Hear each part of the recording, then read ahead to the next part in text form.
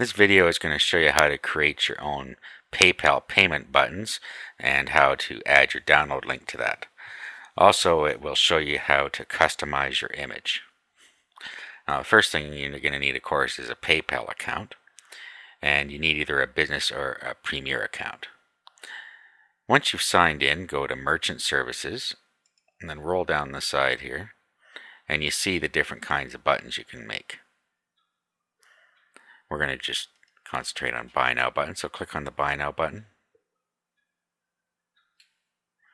You get a screen that you fill out. So your item name, this is the description of your item.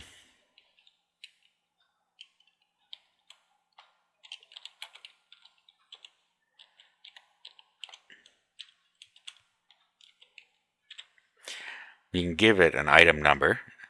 That's optional. Just key it in there.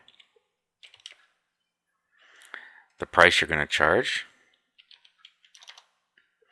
and the currency, and you can pick any of these currencies that they give you the choice of in here.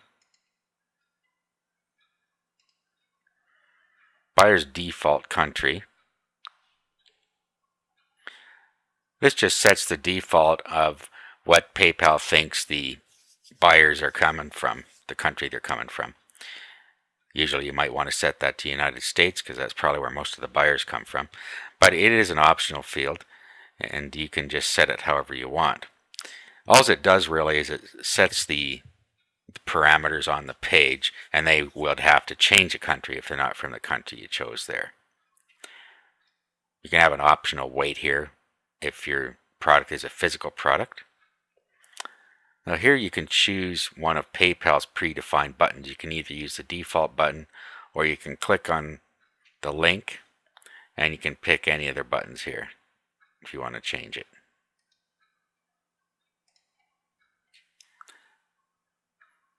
When it goes back, you'll see that it has a new button in here. Now here you can place a URL to a custom image if you already have one uploaded on your site. If you're going to do that, you just check this button here and you place the URL inside there. Button encryption. This is so somebody can't view the source of your website and find your download link. So you should have it encrypted. If you're not sending them to a download page, it doesn't matter whether you have it encrypted or not. Shipping options. You can set up in your profile a shipping table and tell them how much shipping will be in there, or you can use a flat rate amount if you're going to ship it, and you just check this and you put how much it is here. If you don't put anything in there in your table, in your profile, then no shipping will be charged. Then your sales tax options. You have the same thing here in your profile. You can set up how you're going to charge sales tax, or you can put a flat rate amount in here. Now at this point you can either create the button or add more options. If you're going to send them to a download page, you're going to want to add more options.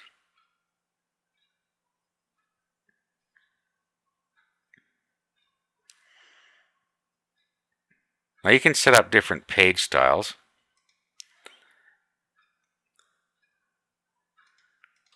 And we'll go over that in a minute. But if you just leave it as default, it'll just use PayPal's colors on there, and you'll use the standard PayPal page. Now here, this is where you would put your download link to your product if you were sending them to a URL after you were done. So you'd already have to know that in advance.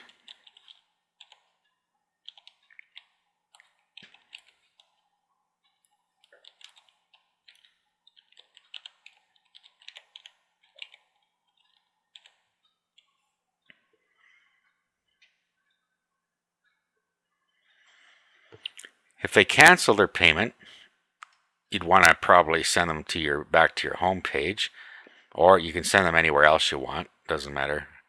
I usually just send them back to the home page. So you can put that in there.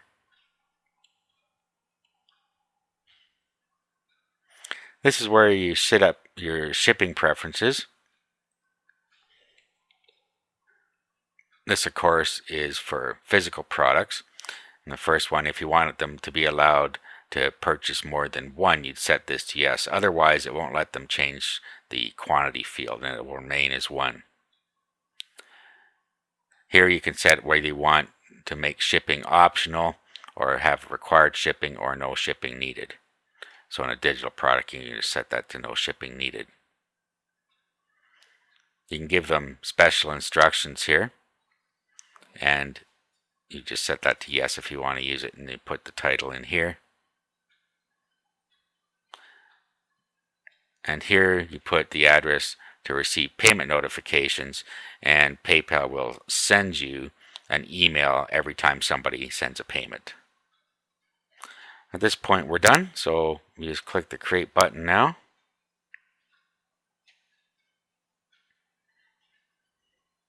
And you get an encrypted HTML code for your websites here. And all you have to do is click select all and then copy it. And usually what I do at this point is I open Notepad and I paste it in here so that I have the code handy. That way I can leave PayPal and have my button all ready to go. Here you'll see this begin PKCS7. This is the encryption, and this is what people will see when they view the source in your page, and that doesn't tell them anything as to where your download page might be. At this point you can go ahead and create another button. If you were going to create a button for a special offer, for instance, for the same product, you might want to create the same button again but with a different price on it. So you could just go back, create another button. At this point you could create a whole new button if you wanted, or if you were creating just another copy of this button with a different price, you could just do that. Go to add more options, and this will all have been kept for you.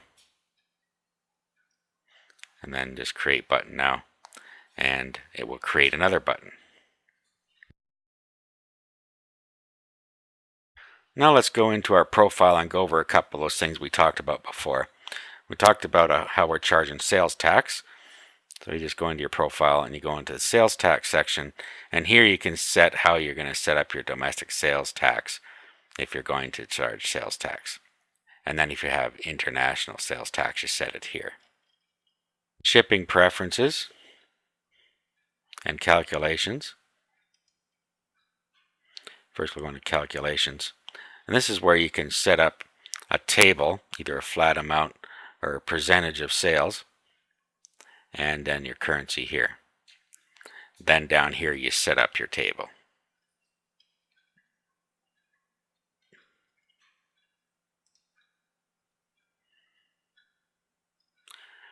Shipping preferences. This is just where your shipping information is. And you can put your UPS account information in here as well. And your default carrier. And if you want to have a return link to show to your buyers, you'd place that here. And then display a ship button. You can do that here and then choose which one you want.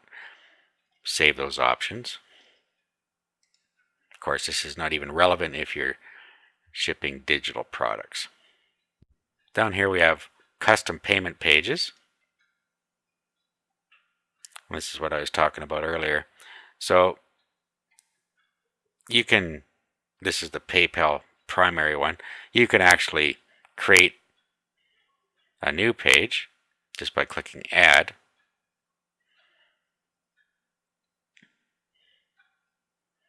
You give it a style name.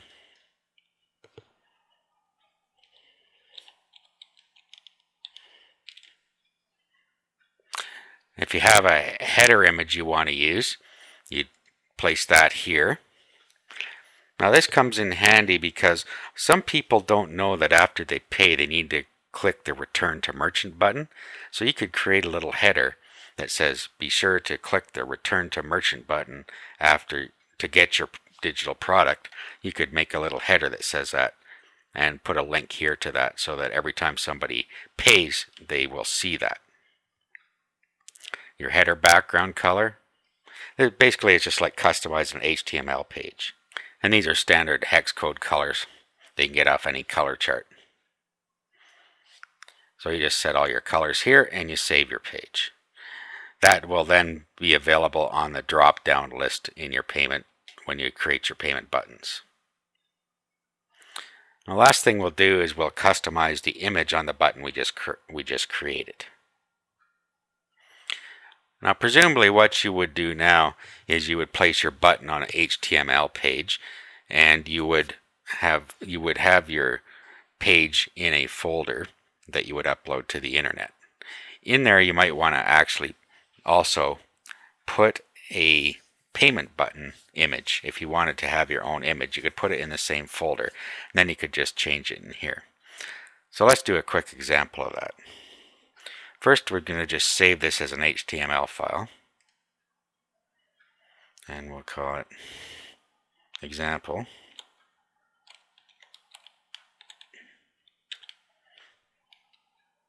.html.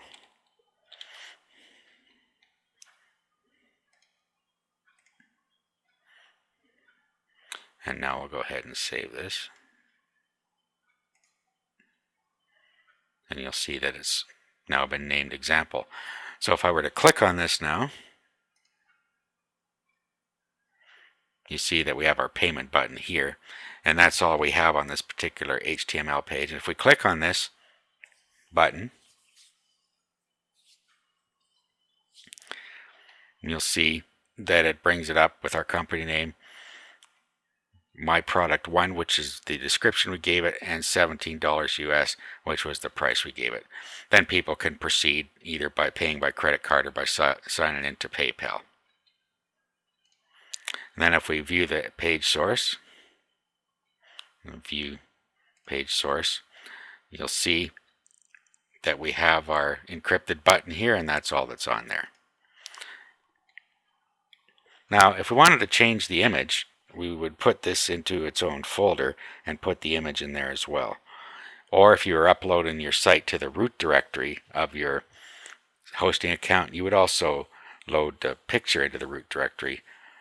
Or you could load the picture into any other directory and link to it in the URL. But it's easy just to keep them together. So I'm going to do that now. Okay, so I've created a new folder just called test here.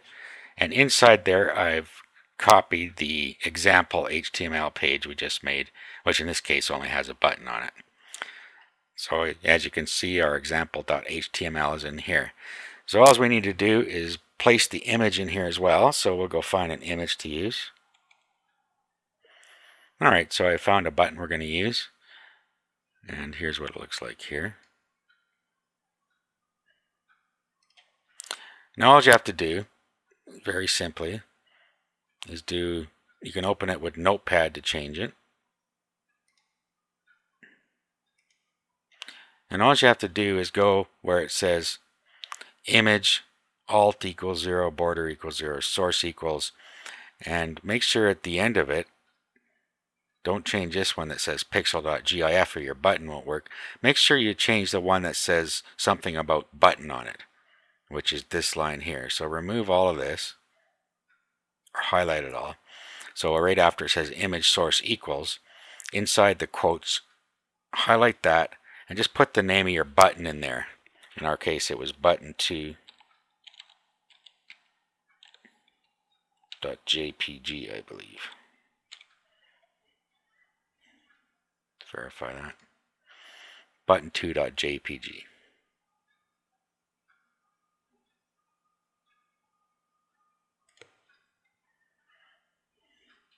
Okay, so you see now it says image source button2.jpg, and that's all we need to change, so we'll save that. Now when we click on this, you'll see that it has replaced the button that PayPal gave us with our custom button. When we click on that, we go to the regular PayPal payment page. So that's it. That's how easy it is to create your own PayPal button.